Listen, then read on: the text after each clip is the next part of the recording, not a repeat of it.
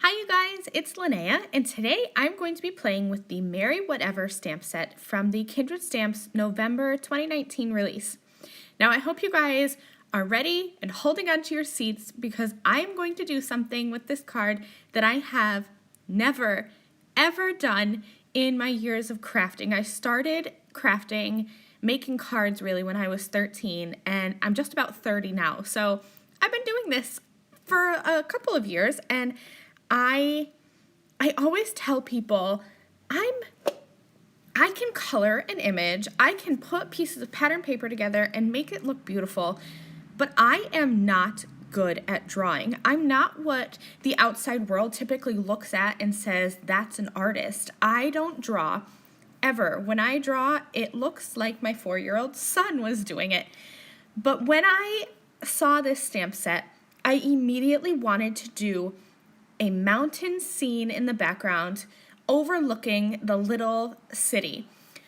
So I didn't have the things in my stash to do this, and my husband looked at me and he said, "So draw it." And I was like, "Oh no, I don't do that."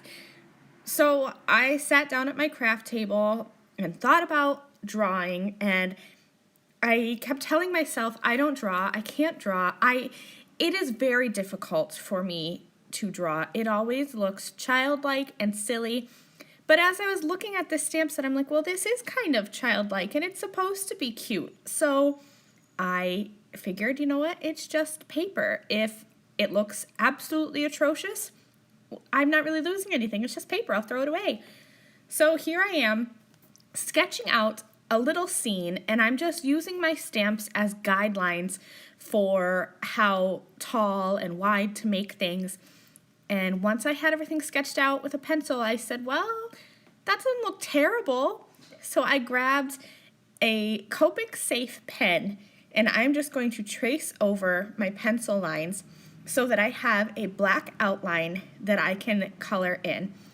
And once I was all done, I mean, you're your own worst critic all the time. So looking at this, I still kind of think it looks like a child drew it. But again, this is a stamp set that I feel like I can get away with it. I feel like I can kind of look at this and say, well, that looks childlike and whimsy, but it all kind of goes together. So I kept plugging along, and I just colored this in with my Copics, and I used more of the chisel end of my Copics than I've ever used in my whole life.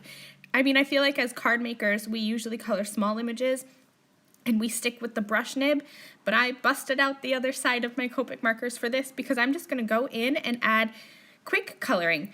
If you've watched my videos before, you know that I don't really add a whole lot of shading. I add just enough to get me by because that's what I'm comfortable with. I'm not an expert, so I just add a bit of shading here and there and then blend out with my lightest colors. Now for this little ledge that I want my little fuzzy green monster to stand on, I thought it was blending in with the other mountains too much, and I wanted this to look like it was more in the foreground than in the background.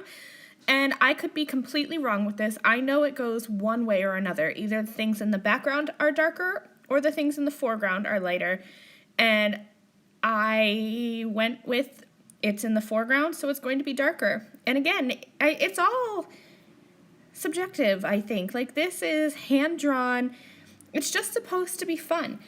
So I went darker with that little ledge that my little guy's going to stand on. So I'm just kind of coloring all of this in with my Copics. I added some darker blue for the sky, but then for the little snow caps on the mountains as well as the snow banks here, I'm using like light blue because you know how kind of when the sun hits the snow, it looks a little sparkly and maybe just a tad has that shade of blue. And I wanted it to be different from my mountains, and I went with gray for my mountains, so I went with this icy blue color for my snow. Now, of course, all the little houses down in the village have to be pink, so I'm just going to color them in. I have 3 shades of pink Copic markers here. I have RV13, RV14, and RV25. And so for the houses themselves, I'm using RV13 and 14, and those will be my light and dark colors. But then for the roofs, I'm going to switch it up. And what was my dark color for the houses is now going to be my light color for the roof, because I just wanted them to look like they're supposed to go together, but I wanted the roofs just to be a little bit darker. So my scene here is all colored, and I realized I had meant to draw in little like snow on the roofs, but I completely forgot because this really stressed me out, you guys, to color and draw this background. So I forgot. I just grabbed my Marvy snow marker, and this is just basically like a liquid that comes out, and where you draw with it, then you heat emboss, and it's going to puff up and just be like puffy snow. So I used it on the roofs of the houses as well as along the snowbanks and the ice caps on the mountains. And check this out. I think this just adds such a fun, cute little dimension. And there's lots of things you could do for that.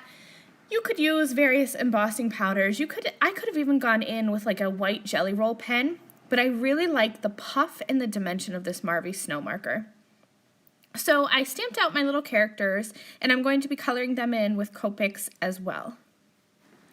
I'm keeping my Copic coloring on these little images fairly simple. Again, just doing 2 or 3 color blending. Most of the time I just use 2, but because I wanted to have a little bit of a darker green for his eyebrows and nose, I brought in that 3rd green color.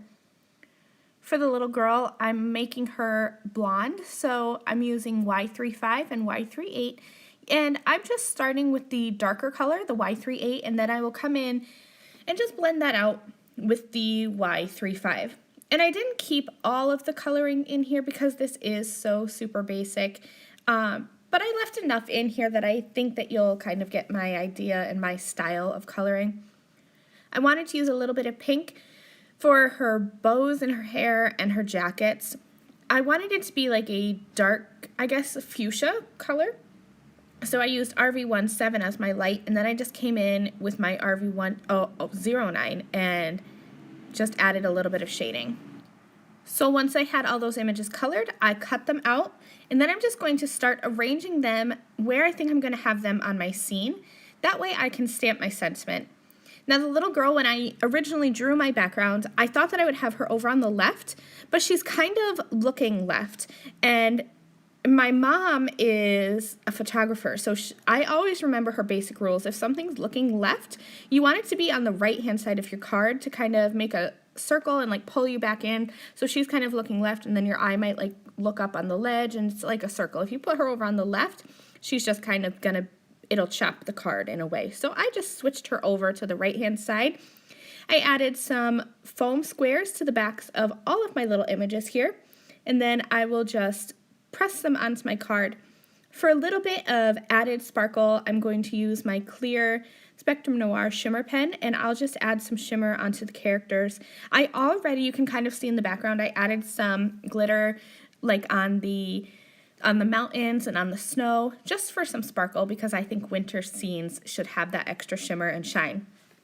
So I hope that you guys really enjoyed this video. I hope you enjoyed my process and watching me completely step out of my comfort zone. I really encourage you guys to do the same. I'm not going to lie to you and say this is what I'm going to be doing all the time. This was probably a one-time thing for me, but it really did work, and I think that this cute little scene in the background, it just makes my heart so happy and reminds me of childhood with that cute little childlike scene. So thank you guys so much for watching. I will see you all next time. Bye!